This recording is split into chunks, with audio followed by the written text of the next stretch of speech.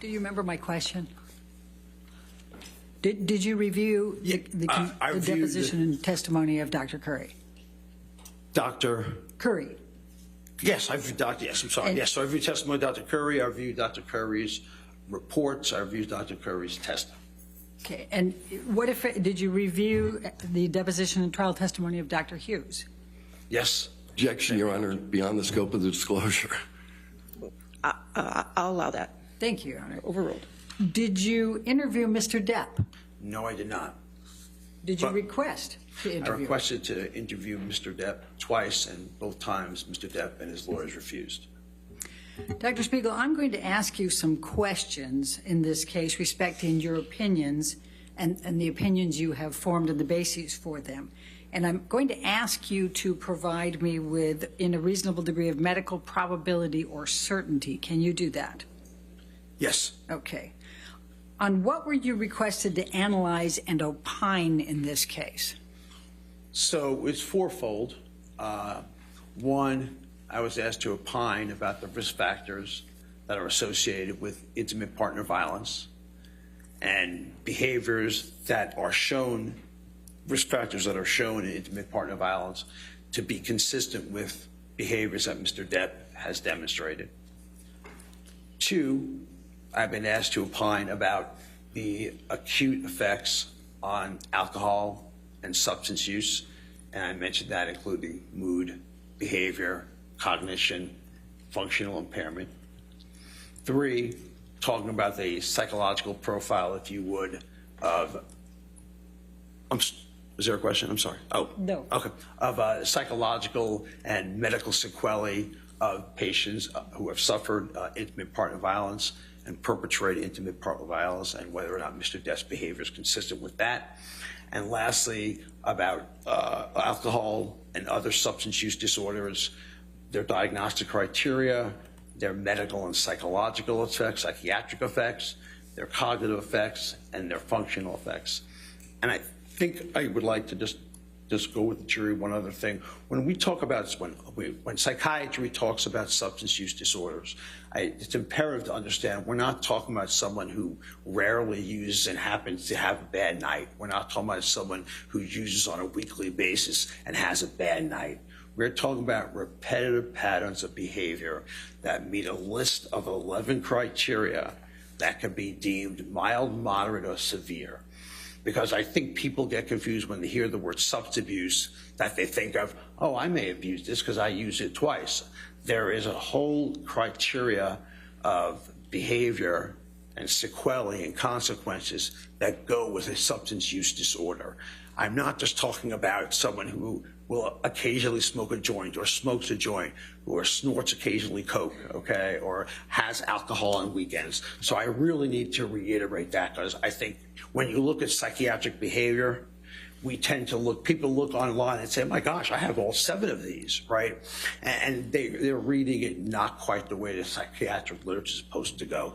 So please, when I'm talking about this, I need you to understand, one, that's what's going on. As I told you about intimate partner violence, it's horrible that anyone would strike anyone, okay? But again, we're talking about repetitive behaviors for means of control, right? So that's real important to understand when you're moving forward. And I may say occasionally substance abuse, but what I'm referring to is substance Objection abuse. beyond the scope of the question. I don't. Sustained. Next question. Okay. Dr. Spiegel, could you please just summarize for the jury the conclusions you came to with your opinions, and then we'll take you through the specifics. So in my opinion, based on my review of the evidence, based on my clinical experience, based on my publishing experience, based on my teaching experience, that Mr. Depp has behaviors that are consistent with both someone who has a substance use disorder as well as consistent behaviors for someone who is a perpetrator of intimate partner violence. Thank you. I'm going to start with the impact of drug and alcohol abuse over time. First of all, based upon your review of the record evidence, what type of drugs has Mr. Depp used? So Mr. Depp, and I'm talking about use, we're talking about a substance use disorder here. We're not just talking about use, okay? So we are talking about alcohol, We are talking about amphetamines. We are talking about marijuana. We are talking about cocaine. We are talking about LSD. We are talking about ecstasy. We are talking about opiates. We are talking about prescription benzodiazepines. And we'll get into a separate thing about the abusability of Seroquel and or gabapentin or Oxycontin. And we are talking about, much of the time, concurrent use, meaning simultaneously.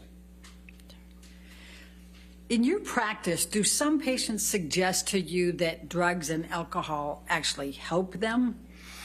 So I think it's patients who lack insight or are in the very early stages of recognizing they have a quote unquote problem will sometimes actually say that they have this medication actually calms me down. This medication makes me feel better.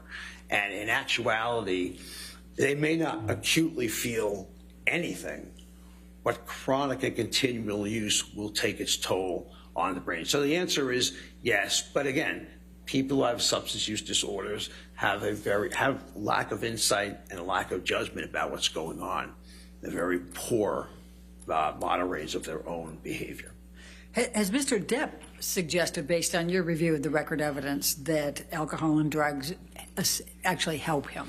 Yes, in review of the evidence, he has suggested that alcohol, Xanax, I'm in the list of medications, do help. Although I will also tell you on review of the evidence that there were at least 2 times I can remember that Mr. Depp was referring to at least short-lived periods of sobriety, and I cannot exactly tell you what that included. That both times he said that he functioned better and that he recognized that alcohol and drugs was at the root of his problems. Okay. Now, there's been testimony that Mr. Depp is quite charming, both off and on the drugs and the alcohol. What is your answer to that? So, again, let me put one thing clear here. I am not here to impeach Mr. Depp's acting skills or his persona. He has way greater skills than I do in that. What I'm here to say is talk about how drugs and alcohol affect what we all have in common. We're all human beings. We can all only get so much, take so much when something is going to happen. And that's what I see every day in the emergency room, on the consult service, on inpatient psychiatry. Bad things happen, not because of anything special, except we're all human beings and our brains, substance abuse, are not titrated. They're not regulated by the FDA. We don't know what we're getting. We don't know how much we're getting. There is no control over what makes it to our brain. So it is not the actor. It is not the persona, okay?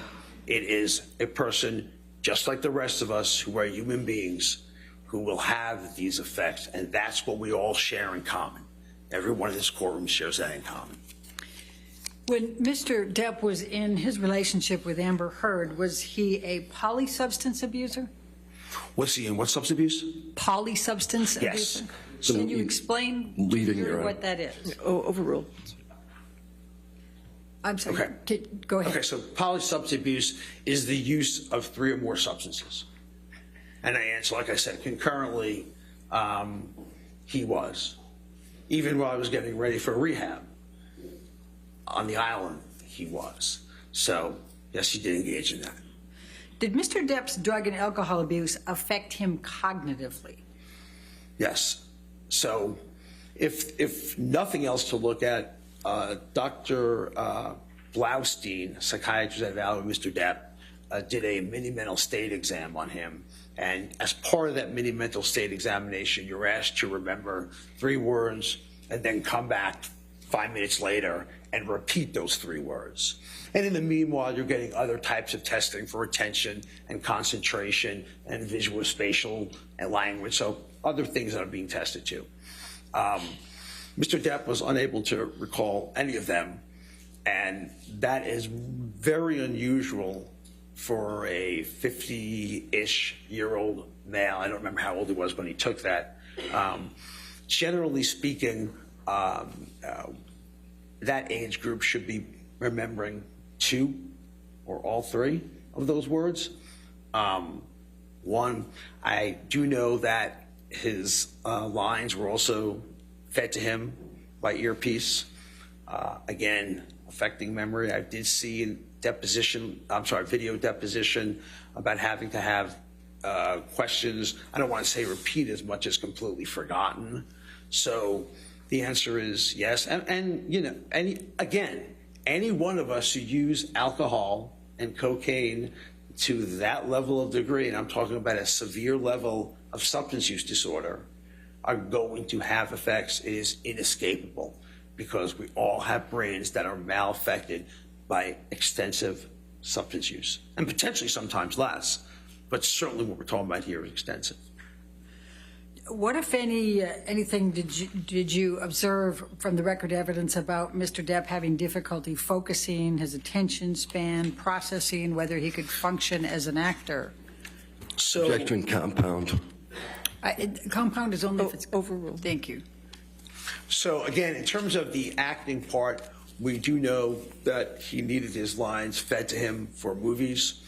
Part of that could have been also due to, and I don't know which movie, and please forgive me about that, that he actually confessed he did a movie entirely wasted.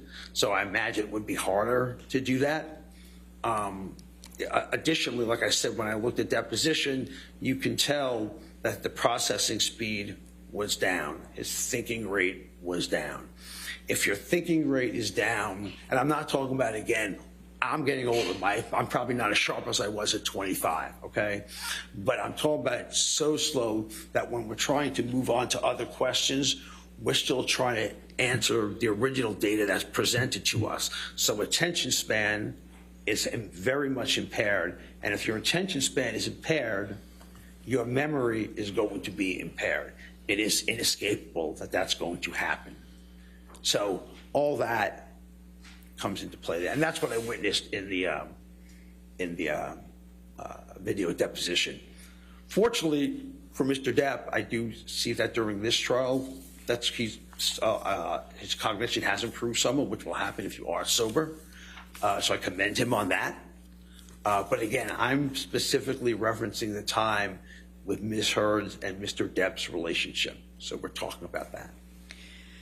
What, if any, observations from the record evidence did you have about Mr. Depp having alcoholic blackouts or foggy mind? Again, there were reported times where he would be essentially, quote unquote, passed out drunk. You saw pictures of him passed out drunk and not being able to remember what he did, which is, again, if you look at the record evidence, you will see that, and this is linking intimate partner violence and substance uses together. I know we're going to get to that, which is basically if you have blackouts and you're using alcohol or using cocaine, it's going to be near impossible to remember what happened the night before. I don't think I'm the first person that's ever told you that alcohol can cause blackouts. And basically, alcohol decreases a brain chemical, glutamate, which is involved in memory formation. If it blocks that to an extensive degree, the individual cannot remember what happened because they didn't have enough time for their brain to process the memory. You need this brain chemical. So does alcoholic blackouts happen every time? No, of course not. But are they a complication of a use disorder? Absolutely yes.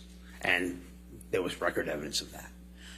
Dr. Spiegel, you said at one point alcohol and cocaine. Is it possible to have blackouts with alcohol and different types of substances? Yes. So my clinical experience, and I'll date it back within the last month, we had a patient who was using both, especially cocaine, and she had these kind of stroke-like lesions around the brain center known as the hippocampus, which is involved in memory formation. So Objection relevance. Just giving an example. Overruled. Combining the two substances together increases the likelihood, even if you don't get what is a major stroke. And again, we think of a major stroke as someone who has speech difficulties and movement difficulties. There's a lot of different types of stroke that can just affect cognition. They don't necessarily have to have severe movement deficits or severe language deficits. They can solely affect you in terms of your cognitive symptoms. and actually known as a vascular neurocognitive disorder. So you need to understand, and that's part of the psychiatric diagnosis. You need to understand that you can have these insults, these lesions, these strokes, without demonstrating physical features. And at a minimal, we know that he was using both substances concurrently, and at middle, we know he had cognitive issues that we talked about, or at least had some of them. Thank you, Dr. Spiegel. What, if any, correlation is there between domestic abuse, heavy alcohol abuse, and cognitive disorders? So the risk factors, if you would, for intimate partner violence, okay, and there are probably many of them. I don't have time to go over all of them, but the ones in particular, characters in particular, are one, having someone in the relationship who is jealous or suspicious. Two, having someone who has a higher than average acceptance of violence ideations. Three, someone who has rapid and extreme mood shifts. Four, someone who has limited self-control. One of the roles of cognition, one of the roles of our brain, is to prevent inappropriate behaviors and acting out on thoughts. We all get angry at people. That's human. We all get angry at people. We all think things about people. The difference is when our brains are intact and working well, most of us don't act them out, okay? Most of us do not act them out. So that's because your frontal lobe and other parts of the brain are involved in making sure these negative thoughts don't get acted on, okay? So when you have the effects of alcohol acutely, it causes disinhibition, which means you are, by definition, losing control and having rapid mood swings. Two, you are affecting parts of the brain that are involved in what we call social processing cues. So you no longer can interpret what's in front of you that is, I would say, right or wrong, or what I should act on and what I shouldn't act on. So we act on them, even though sober, and I've seen it with Mr. Depp's record evidence. I've seen it clinically. Sober, we can contain that. We can contain that. But when you have these mixtures together, knowing, by the way, that about 40 up to 60% of intimate partner violence is done under the influence of alcohol and or substance use disorders, okay? Knowing that treating it gets it better, improves, I'm not saying it removes it, but improves it. Hearing from Mr. Depp's own text to Dr. Kipper that he was better with that things are going better, will show you that given those confluence of factors, given them all lining up, the risk factors, combined with something that when any of us use to a certain amount, if we're novice at it, it'll be a lot less. If we're more experienced and have more tolerance and dependence, it's going to take a lot more. But inevitably, will make us disinhibited and will make us act out. And acting out can be done in a lot of different ways in intimate partner violence, okay? With also remembering, control is the end game of intimate partner violence. So that's how they basically interact in a nutshell. Ms. Butterhoff, I assume you have I have quite a